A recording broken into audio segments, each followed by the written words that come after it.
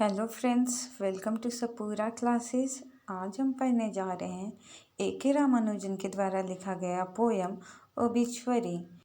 लेकिन पोयम पढ़ने से पहले यदि हम उसके राइटर के बारे में जान जाएं तो पोयम को बहुत ही अच्छे से मतलब कि अधिक अच्छे तरीके से समझने में मदद होता है। ये हमारे नॉलेज को इन्हेंस करता ही है, साथ ही साथ पोयम को, कविता को समझने में मदद भी करता है। तो क्यों ना हम थोड़ा सा ए.के. रामानुजन के बारे में जान लें। तो चलिए पहले हम ए.के. रामानुजन के बारे में थोड़ा सा जान लेते हैं। A K. Ramanujan Indian English literature के बहुत ही फेमस राइटर हैं। ये पोएट्री इंग्लिश में और कन्नड़ में दोनों ही भाषाओं में लिखे हैं। इनका work full of Indian tradition of family life, rural India, superstition etcetera होता था। मेमोरी इनके पोएट्री में एक बहुत ही इम्पोर्टेंट वाइटल रोल प्ले करता था। इनके मोस्ट ऑफ द वर्क्स में हम देख सकते हैं कि मेमोरी का इम्पोर्टेंट रोल होता था। जैसे कि ये जो पोयम है ओबिचुअरी, ये भी मेमोरी प्ले है। इनमें भी, इस पोयम में भी ए.के. रामानुजन अपने फादर के डेथ के इंसिडेंट को याद कर रहे हैं। ए.के. रामानुजन का poetry full of family theme होता था। मतलब कि उनके पोएट्री में फैमिली थीम को हम अक्सर देख सकते थे। यदि हम ओबिचुअरी पोयम का बात करें तो इस पोयम में ए.के. रामानुजन ने अपने personal life, family related incident को रिकॉर्ड किया है। मतलब कि हम कह सकते हैं कि जो पोयम ओबिचुअरी है वो उनके फैमिली हिस्ट्री का एक शॉर्ट रिकॉर्ड के रूप में इमर्ज होता है। तो चलिए अब हम पोयम पढ़ते हैं। Father, when he passed on, left dust on a table full of papers, left debts and daughters, a bedwetting grandson named by the toss. Father, when he passed on, left dust. यहाँ पर A K. Ramanujan अपने father के death incident को याद करते हुए बतलाते हैं कि जब उनके फादर का डेथ हुआ तो उनके फादर क्या छोड़ गए, वे बतलाते हैं। ही लेफ्ट डस्ट, वो बतलाते हैं कि उन्होंने डस्ट छोड़ा। On the table full of papers, मतलब कि टेबल, वे उस टेबल को छोड़ गए जहाँ पर बहुत सारा पेपर्स है, बहुत सारा काम है। इसका मतलब ही लेफ्ट डेब्ट्स एंड डॉटर्स, मतलब कि उनके जो फादर हैं वो बहुत सारा उधार और डॉटर्स को छोड़े। A bed wetting grandson named by the toss, और उनके फादर ने क्या छोड़ा, एक ग्रैंडसन को छोड़ा जो अभी बहुत छोटा है। वो इतना छोटा है कि अभी वो बेड वेटिंग करता है, मतलब वो बेड पर ही टॉयलेट कर देता है, वो इतना छोटा है। और यहाँ पर रामानुजन उस इंसिडेंट का भी बात बतला रहे हैं जब जिस तरह से उनके फादर का ग्रैंडसन का नामकरण हुआ था। उसका नाम कैसे रखा गया था, नेम्ड बाय द टॉस, मतलब कि सिक्का उछालकर, टॉस कर कर उनके ग्रैंडसन का नाम रखा गया था। इस इंसिडेंट को भी ए.के. रामानुजन मेंशन करते हैं अपने पोएट्री में। यहाँ फर्स्ट पैराग्राफ में जैसा कि आप देख सकते हैं कि ए.के. रामानुजन अपने फादर को रिकॉल कर रहे हैं, याद कर रहे हैं। वे बतला रहे हैं कि उनके फादर का जब डेथ हुआ था तो उनके फादर क्या क्या छोड़ गए थे। वे बतलाते हैं कि उनके फादर ऑलमोस्ट कुछ नहीं छोड़ा था सिवाय उधारी और बेटियां। इसके अलावा वो एक बेड वेटिंग ग्रैंडसन को छोड़े थे, साथ ही साथ उन्होंने कुछ टेबल पर पेपर्स और डस्ट छोड़े थे। ये तो था सरफेस मीनिंग। यदि हम इस पैराग्राफ के डेप्थ मीनिंग की बात करें तो इस पैराग्राफ के थ्रू ए.के. रामानुजन ये दिखलाना चाह रहे हैं कि किस तरह हिंदू सोसाइटी में फादर के डेथ के बाद सारा रिस्पॉन्सिबिलिटी एक सन के, एक बेटे के कंधे पर आ जाता है। यहाँ पर ए.के. रामानुजन प्रेजेंट किए हैं कि किस तरह फादर के सडन मतलब अचानक डेथ के बाद फैमिली लाइफ पर किस तरह इम्पैक्ट पड़ता है, क्या उसका असर होता है। अब आगे पढ़ते हैं। Of a coin after him, a house that leaned slowly through our growing years on a bent coconut tree in the yard. Being the burning type, he burned properly at cremation. Of a queen after him, ये previous वाले slide का continuation है। आप देख सकते हैं previous slide में मैंने आपको बताया था कि जो ग्रैंडसन है उसका जो नामकरण हुआ था वो एक क्वाइन का टॉस कर हुआ था। ये उसी का कंटिन्यूएशन है। अब a house that leaned slowly through our growing, इसका मतलब ये है कि उनके फादर ने एक हाउस छोड़ा था जो कि झुकता जा रहा था। वे जैसे जैसे ग्रो कर रहे थे, जैसे जैसे बढ़ रहे थे, वैसे वैसे वो हाउस झुकता ही जा रहा था। कि कहाँ पर? उस कोकोनट ट्री पर जो कि यार्ड में है, मतलब आंगन में है। Years on a bent coconut tree in the yard, इसका मतलब है कि जैसे जैसे वो बढ़ रहे थे, जैसे जैसे ईयर्स पास हो रहा था, वैसे वैसे वो जो घर है वो कोकोनट ट्री जो कि आंगन में है उसके ऊपर झुकता जा रहा था। इसका मतलब ये है कि उस घर को, उस हाउस को रिपेयरिंग का ज़रूरत था, वो रिपेयर नहीं था। आगे पढ़ते हैं। Being the burning type, he burned properly at the cremation. यहाँ पर ए.के. रामानुजन ने अपने फादर के नेचर के बारे में बात कर रहे हैं। वो बतलाते हैं कि उनके जो फादर थे वो शॉर्ट टेम्पर थे, मतलब कि वो थोड़े अग्रेसिव नेचर के थे, बहुत जल्दी गुस्सा हो जाते थे। वो इस तरह के इसलिए थे क्योंकि वे शायद अपने लाइफ से सेटिस्फाइड नहीं थे। उन्हें बर्निंग टाइप इसलिए भी कहा गया है क्योंकि वो लाइफ से सेटिस्फाइड नहीं थे। वे बहुत जीना नहीं चाहते थे कि ये जो डेथ है उन्हें एक तरह से रिलैक्सेशन ही पहुंचा रहा था, और इसीलिए वे अपने क्रीमेशन के टाइम में बहुत ही ईजली, बहुत ही जल्दी बर्न हो गए थे, जल गए थे। अब आगे पढ़ते हैं।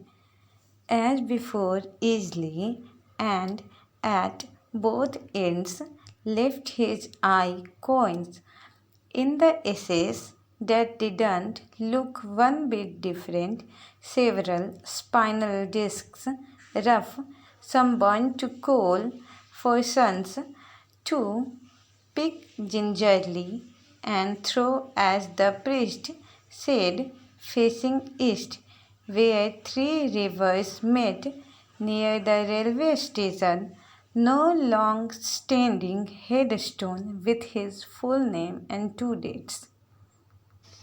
As before, easily and at both the ends means कि वो प्रॉपरली बर्न हो गए थे अपने दोनों एंड्स से, मतलब बोथ द एंड पे, फ्रॉम लेक टू टॉप।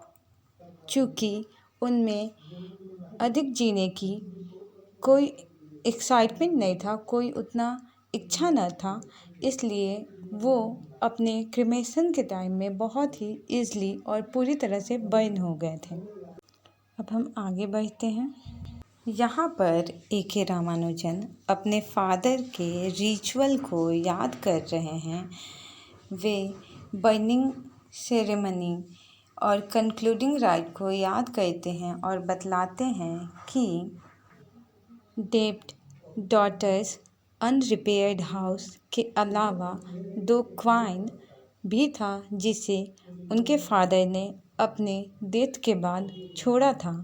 वे कहते हैं कि जब वे जल जाते हैं तो जो 2 क्वाइन उनके आइज़ पे रखा हुआ था, जो कि एक सेरेमनी होता है इंडियन हिंदू सोसाइटी में। ए.के. रामानुजन कहते हैं कि ये जो क्वाइन है वो जिस तरह पहले रखा हुआ था, जलने के बाद भी बिल्कुल वैसा ही था, उसमें कोई बदलाव नहीं था। Several spinal disc rough, some burned to coal, for sons to pick gingerly and throw, as the priest said, facing east, where 3 rivers met, near the railway station. यहाँ पर ए.के. रामानुजन बतलाते हैं कि इसके अलावा, इन सारी चीज़ों के अलावा उनके फादर ने रिचुअल्स छोड़ा था जो कि उन्हें एज अ सन परफॉर्म करना था। वे बतलाते हैं कि स्पाइनल डिस्क रफ, ये सारा जो है वो बर्न हो गया था कोल में, और जिसे प्रिस्ट ने एडवाइस दिया था कि बहुत ही अच्छे से सजगतापूर्वक उठाना है और उसे ईस्ट के साइड फेस करके रिवर में डालना है, तभी कंक्लूडिंग राइट पूरा होगा। और उसे कहाँ डालना है? वहाँ जहाँ 3 रिवर मिलते हैं।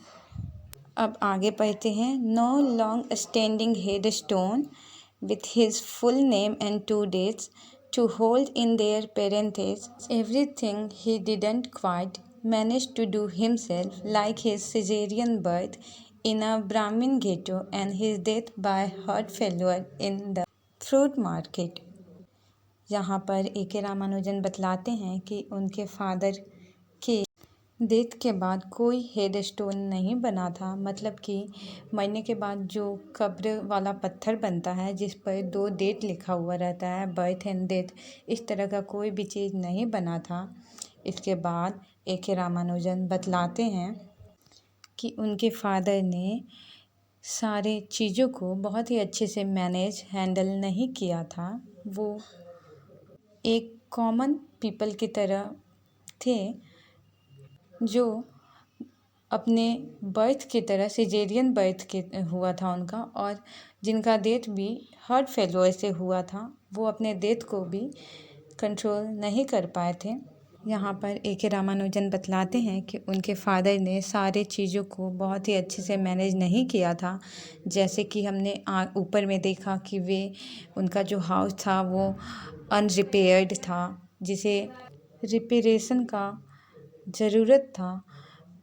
यहाँ पर ए.के. रामानुजन बतला रहे हैं कि वे उनके फादर सभी चीज़ों को प्रॉपरली मैनेज नहीं कर पाए थे और एंड में भी उनका मृत्यु हार्ट फेल्योर के कारण हो गया था। अब आगे पढ़ते हैं।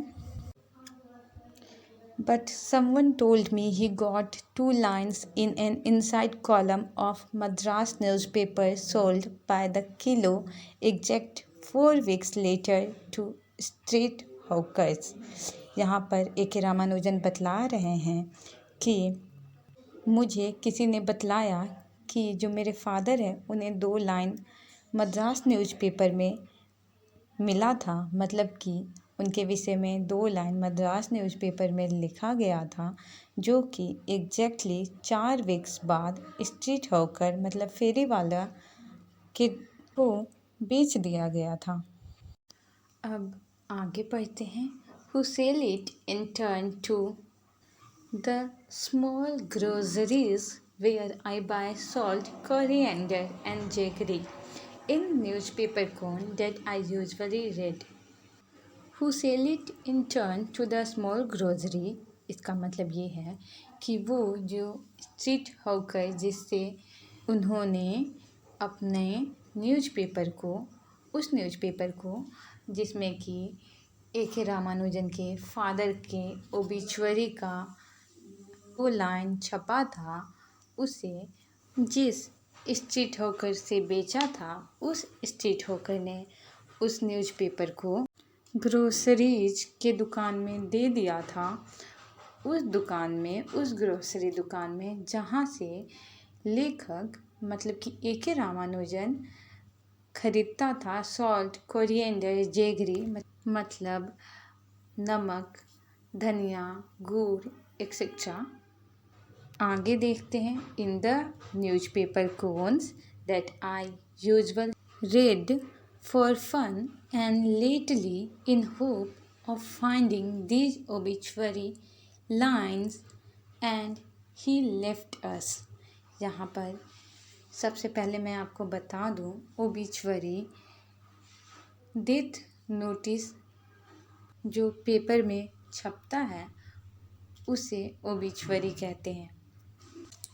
तो यहाँ पर ए.के. रामानुजन बतला रहे हैं कि पहले तो वो पेपर फ़न के लिए पढ़ते थे कि उसमें क्या छपा है, लेकिन बाद में अपने फादर के ओबिचुअरी इंसिडेंट के बाद से लेखक उस न्यूज़पेपर को इस होप में पढ़ता था कि उसमें वो 2 लाइन जो उसके फादर के लिए लिखा गया था वो मिल जाए। यहाँ पर हम देख सकते हैं ए.के. रामानुजन का अपने फादर के प्रति लॉन्गिंगनेस, उनका अफेक्शन इस ओबिचुअरी लाइन से। And he left us a changed mother and more than one annual ritual. यहाँ पर ए.के. रामानुजन बताते हैं कि उनके फादर ने एक चेंज्ड मदर छोड़ा, क्योंकि she is no more a married women, she is a widow. अब वो एक विधवा थी। And more than one ritual, और उन्होंने छोड़ा एक से अधिक रिचुअल्स। यदि हम एनालिसिस ऑफ पोएम की बात करें तो इस पोएम में रामानुजन ने अपने फादर को रिकॉल्स करते हुए उनके फादर ने किन सारे चीज़ों को अपने डेथ के बाद छोड़ा है उसे बताते हैं। वे बताते हैं कि उनके फादर लगभग ऑलमोस्ट कुछ नहीं छोड़े थे सिवाय डेब्ट एंड डॉटर्स के। उन्होंने एक टेबल छोड़ा था फुल ऑफ पेपर, मतलब कि वहाँ उन्होंने कोई भी प्रॉपर्टी नहीं छोड़ा था, बल्कि केवल पेपर्स छोड़ा था, वर्क्स छोड़ा था। इसके आगे वे बताते हैं कि वे एक हाउस छोड़ गए थे जो कि अनरिपेयर्ड था, जो ऐसा लगता था मानो झुकता ही जा रहा है। उनका हाउस जो उनके फादर ने छोड़ा था वो उसे बहुत अधिक रिपेयर का ज़रूरत था।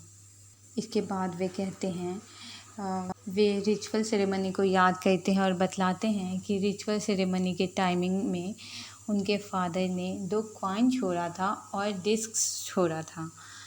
साथ ही साथ वो एंड ऑफ द पोएम में ये भी बतलाते हैं कि उनके फादर ने 2 ओबिचुअरी लाइन छोड़ा था और एक चेंज्ड मदर छोड़ा था।